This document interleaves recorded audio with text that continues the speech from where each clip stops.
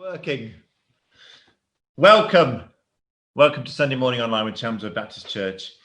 If you didn't think you were going to be watching Sunday Morning Online with Chelmsford Baptist Church, you either have to move on or just stay with it.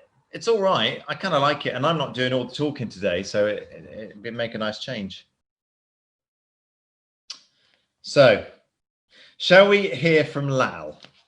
So bear with me as I try and make the technology work. Good morning, everybody. This morning, I want to talk to you about the acts of kindness that I've been recording. Last year, I heard about a church that had decided to log 800 random acts of kindness. The reason for the number 800 was because it was part of a scheme to celebrate 800 years of Christianity in Solihull. It was a large church, and the system for recording the kind acts was very complicated. And the logged kind acts that they used as examples were also very unusual and very spectacular. That set me thinking about the whole concept of kindness as part of everyday life. And after speaking to Neil, I decided to log acts of kindness in our small church, which were performed naturally as part of the life we lead.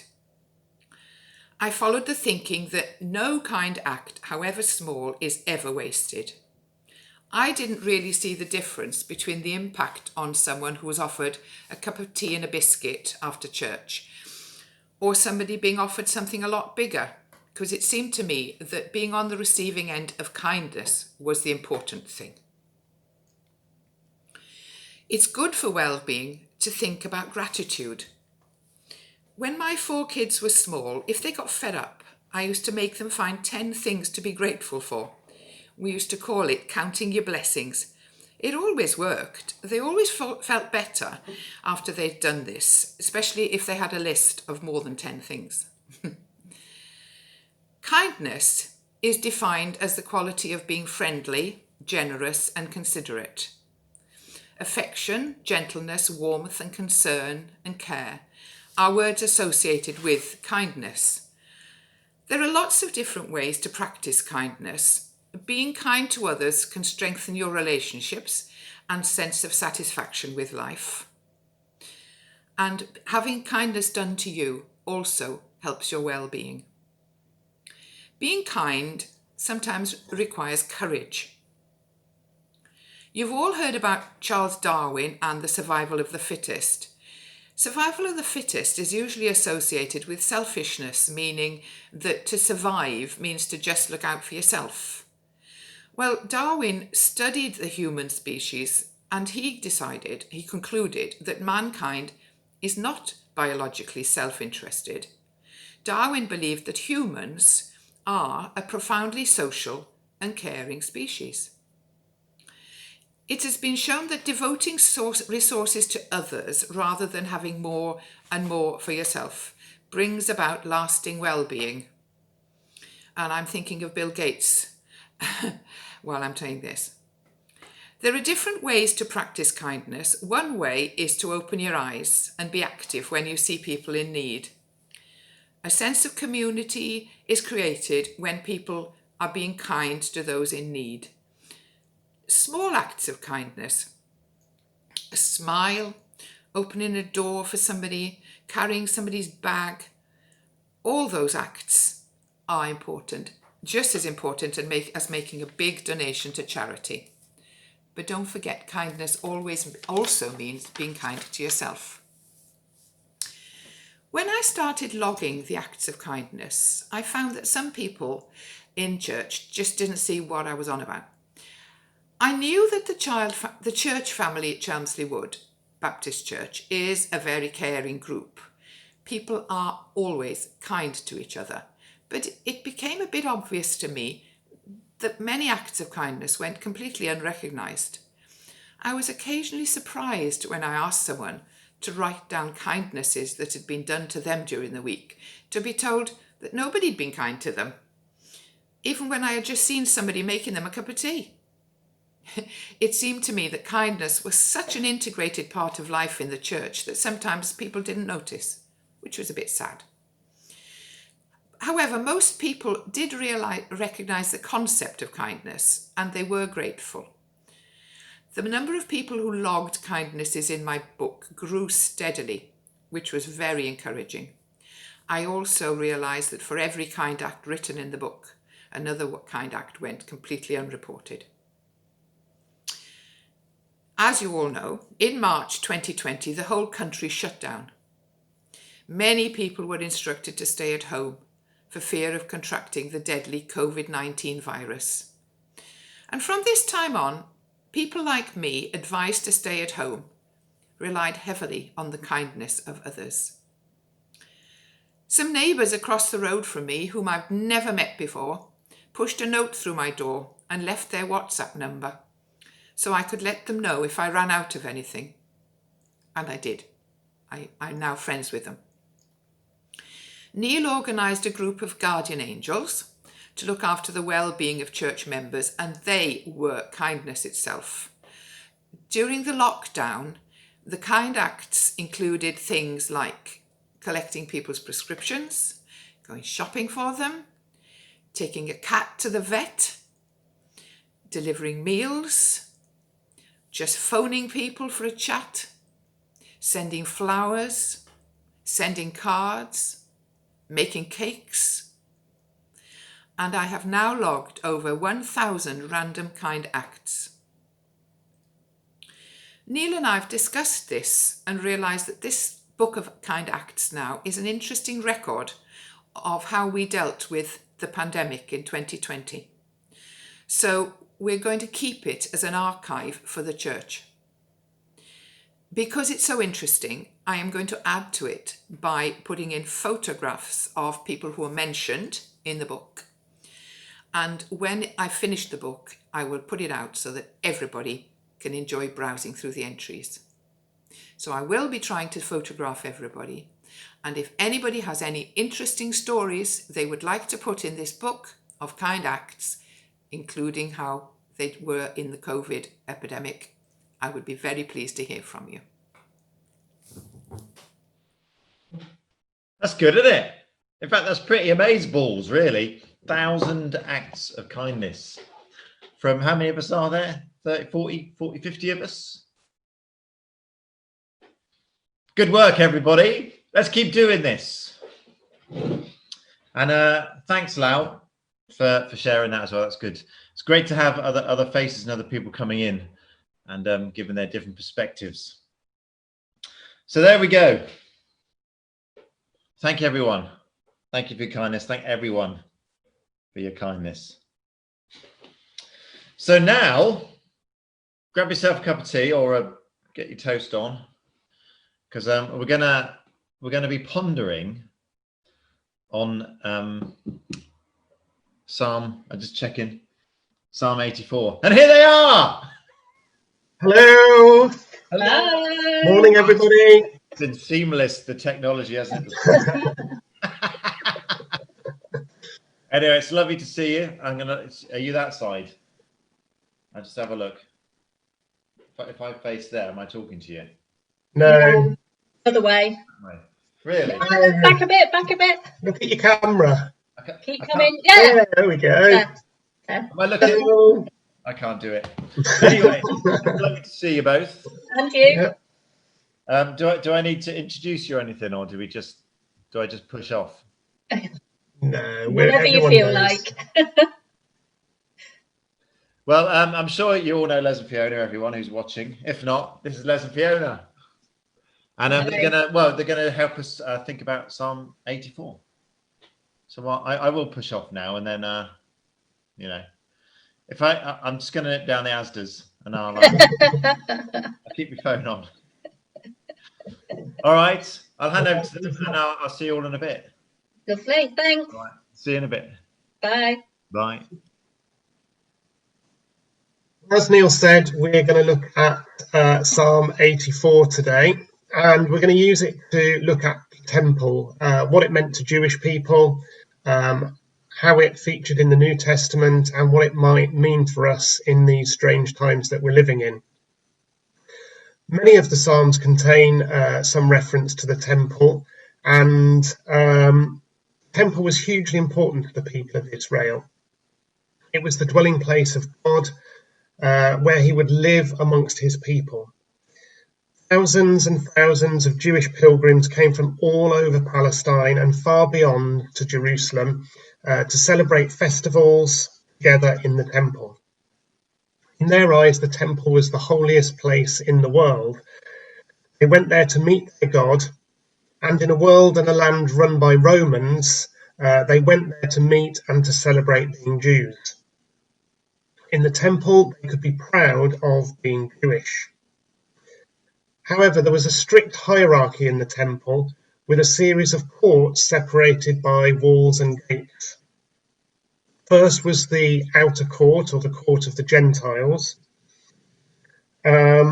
Anybody could meet here, and it was a place where non-Jews could come and learn about God and begin a journey of conversion. This was separated from the court of the women by a wall, and death was the ultimate penalty for any non-Jews trying to get through that gate. Next, after the court of the women, came the court of Israel, which was for Jewish men. And finally was the holy place, which was accessible just to the priests. And the holy place contained the Holy of Holies, that the chief priest could only enter once a year during Yom Kippur. God dealt with his people, but his people did not all have equal access to God. Hopefully, Psalm 84 will be familiar to many of you because we use it in our communion liturgy. It talks about the gladness of these thousands of pilgrims who make their way to worship in the temple, and it describes the longing to live closely with God and the joy and the peace to be found in his presence. So let's listen to it now.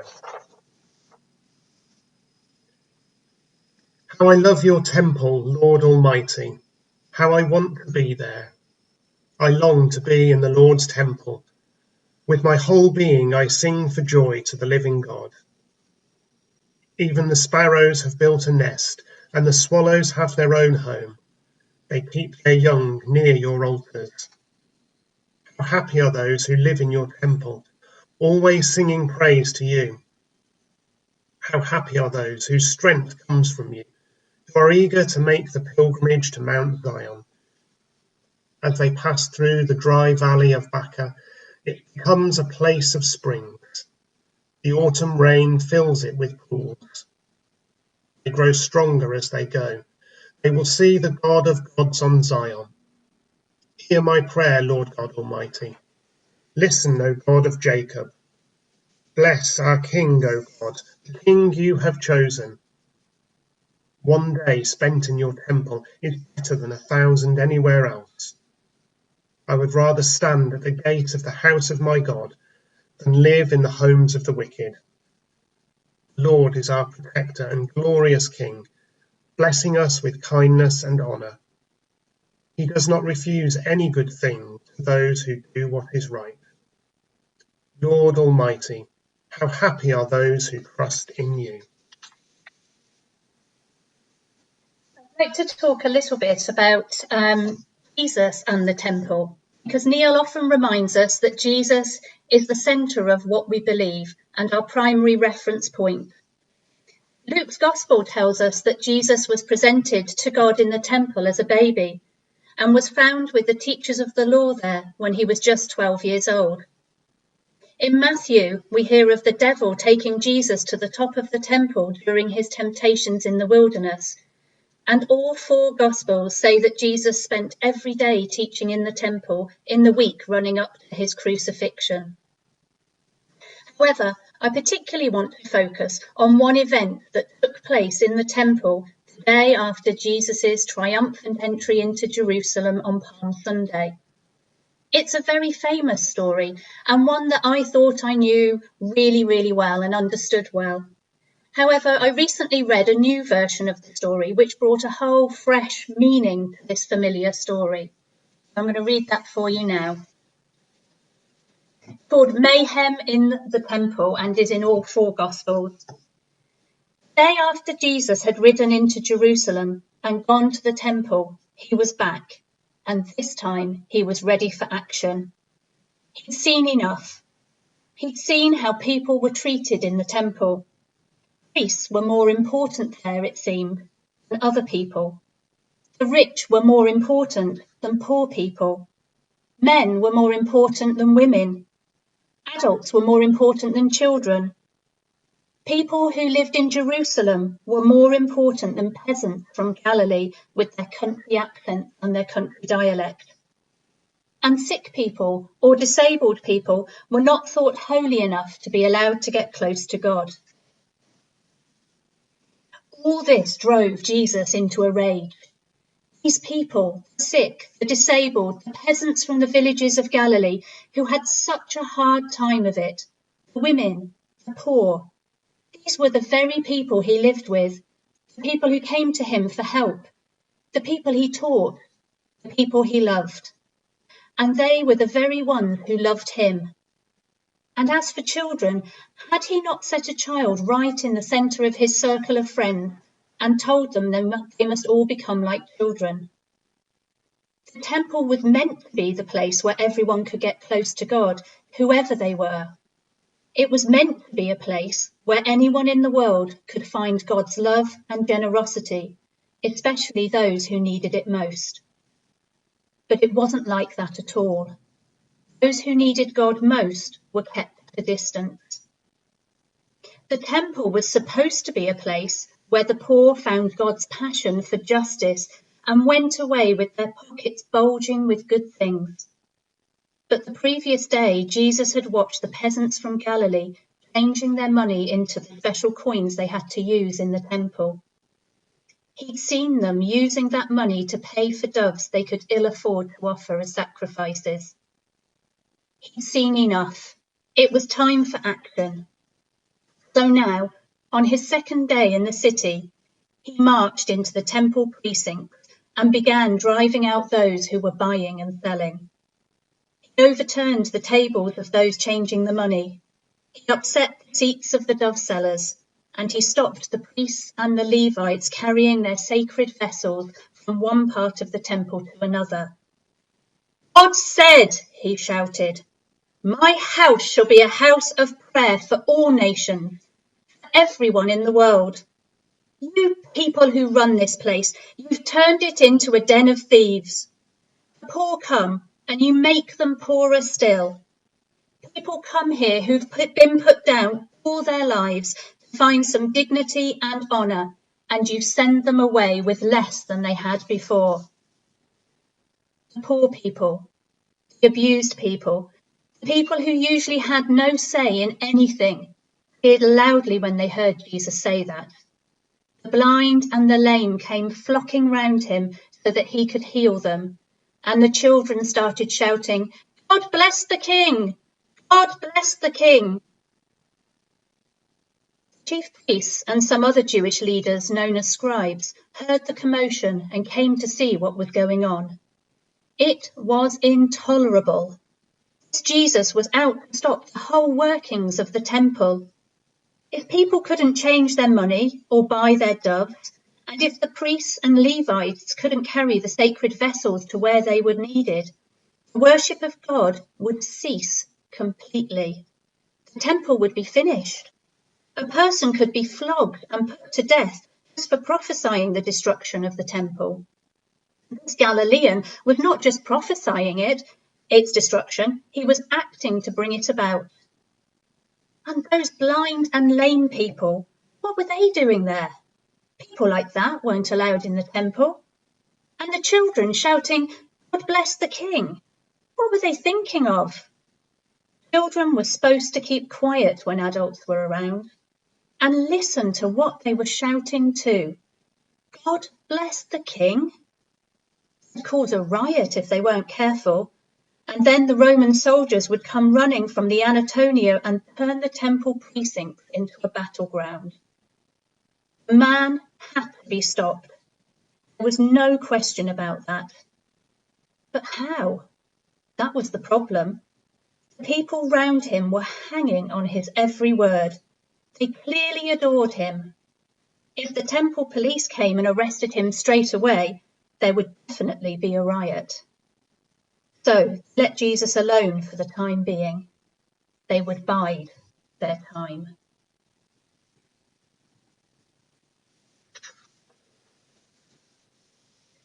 So, what does all of this mean for us today? When I draw together the Old Testament understanding of the temple and Jesus' reactions to what the temple had become, I am challenged by a few things. How do we express the concept of temple as Christians? How do we live a life that shows that the curtain to the Holy of Holies has been torn in two, and the temple rebuilt by the death, resurrection, and ascension of Jesus Christ? In 1 Corinthians chapter 3, it says that each of us is individually God's holy temple, and that his Spirit lives in us. So each of us reflects God's glory and helps bring about his kingdom to those around us. But I can't help but wonder whether people who I encounter leave feeling fuller or emptier afterwards. But we are more than just individuals. We are collectively the body of Christ, the church. Could you even say the modern temple? But how do we fulfill these aims together? And it's interesting to relate that to what Lau was saying in the video about the random acts of kindness that have been performed within the church and by church members outside. And while we speak out against the popular misconception that the church is a building, yes, I do know it is the people, but does that mean that the building is irrelevant? After all, the temple was a physical building.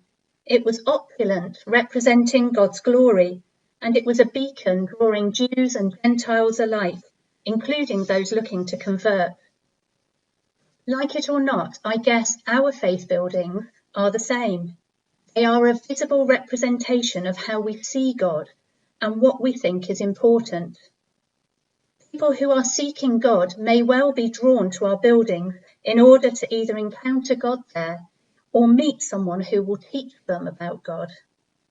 People in crisis and those who need help of varying kinds often also come to our buildings. How do we enable this to happen and ensure that those who want to can share in God's goodness and the good news of his kingdom? And all of these questions have been brought a new kind of meaning and freshness by the current situation, where we've lived much more locked away, much more isolated from each other, where we've not been able to meet together, and where the church building has until recently been closed, and we're still not meeting there together. So in light of all of this, I want to draw this talk to a close by reminding us all of some questions that Neil asked several weeks ago, and I would encourage you to continue to think and pray about them. He asked, what is God saying to us as a church when we return after lockdown? What should we stop doing, continue doing, and start doing? Who is missing, and how do we draw people in? Thank you. Thank you very much. I don't know what to say. That's great. Should we ponder that? Yeah. That's really good to hear from you. Thanks for sharing those thoughts. It is interesting stuff, the whole idea of the temple, because it isn't just a building. And like we saw in Isaiah, the temple is kind of a physical representation of something heavenly as well, isn't it? And so all that stuff that you were talking about was associated with the temple as well. It's kind of what does it mean? Why would God earth his kind of presence and glory through that? And what is it? I don't know if I'm just rambling now, but it's very interesting. Thank you very much. Time of prayer. So let's listen afresh to Psalm 84. Lord, who rules over all, how lovely is the place where you live. I long to be in the courtyards of the Lord's temple. I deeply long to be there. My whole being cries out to the living God. Lord, who rules over all, even the sparrows found a home near your altar. My King and my God, the swallow also has a nest there where she may have her young. Blessed are those who live in your house. They're always praising you. Blessed are those whose strength comes from you. They've decided to travel to your temple. As they pass through the dry valley of Baca, they make it a place where water flows. The rain in the fall covers it with pools. Those people get stronger as they go along until each of them appears in Zion, where God lives.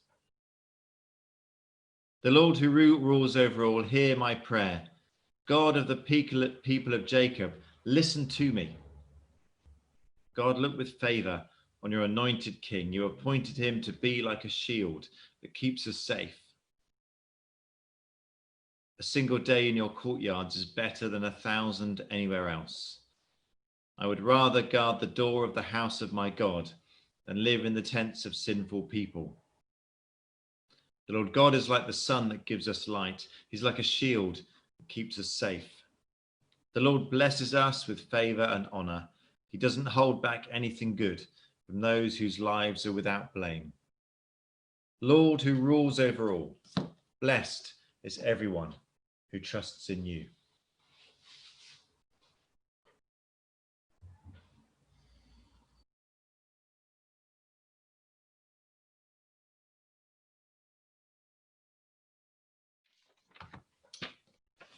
I was thinking with the psalm, that is one of my favorite psalms, but I never know the numbers, so I kind of know some of the words, and I'd rather be a barkeeper in the house of the Lord than dwell in the tents of the wicked. I love that. And that idea of the birds, because the temple would have been this massive open building, just as you get the birds flying into shopping arcades and things now. They weren't as secure in those days. There weren't glass windows and stuff, so but nature would have snuck in. And this idea that here's this impressive temple, it's all serious and formal, and then just nesting in there, swallows. You can imagine sitting in the temple, can't you? And just these swallows swooping by. It's a lovely image. Yeah, it's good. The other thing I thought of, and I'm riffing, sorry, on your sermon, I'm not doing that thing where I then come in and say, but the idea of the temple being the place where God's power is kind of earthed. And there's another bit coming up, but this is the first bit that's why Jesus was so annoyed. This is meant to be where God's power comes down and bam, it spreads out. So it should be hitting the ground like a lightning bolt with grace and equality and respect for all people and openness and invitation. It should have hit the earth, bam, come on in. But instead it hit the earth and everyone put walls around it. I can't go there, you can't go there. Jesus was annoyed. So that's the temple, and perhaps we should think about our place, our church family home. Is that place? Does God's presence hit bam like a lightning bolt, and what comes out? But that's also true for you and for me, because we are God's temple too. So when God's power is earthed through us, through you, Jesus coming over and turning you upside down. Anyway, that's the end of me going on about stuff. So that's it. I'm done now.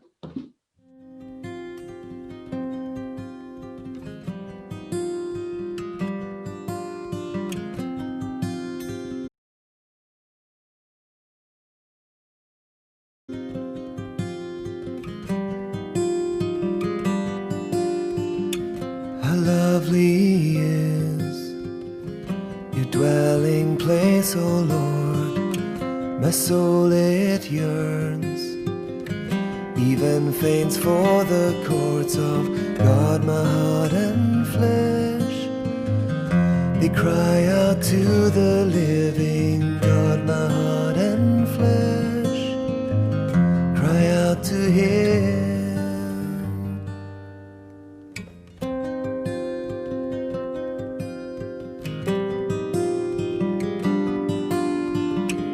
Even the sparrow may find a home near you, Lord. The swallow may prefer young near your altar. Oh God, my King, blessed are those who dwell with you within your house.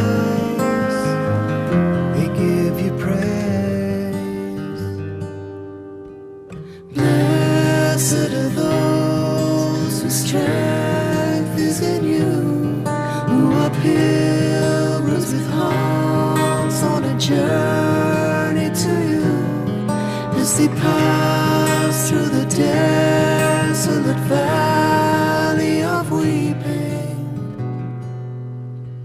They will make it all a place of springs. The autumn rains will also cover it.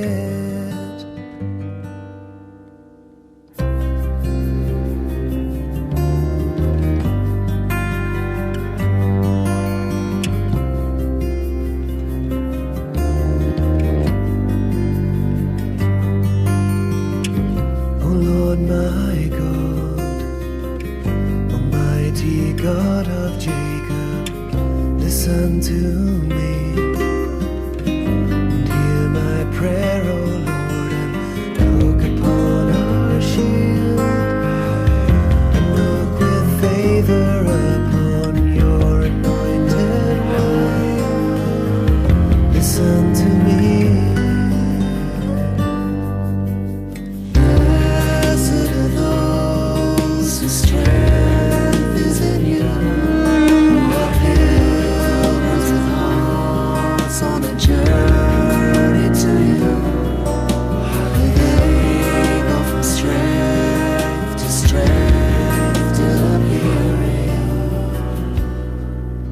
Before the Lord in Zion at the end. Better is one day in your courts, O Lord, than 1,000 elsewhere.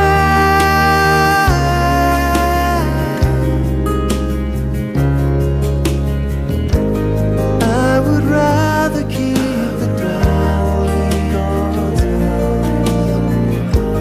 dwelling tents of evil men.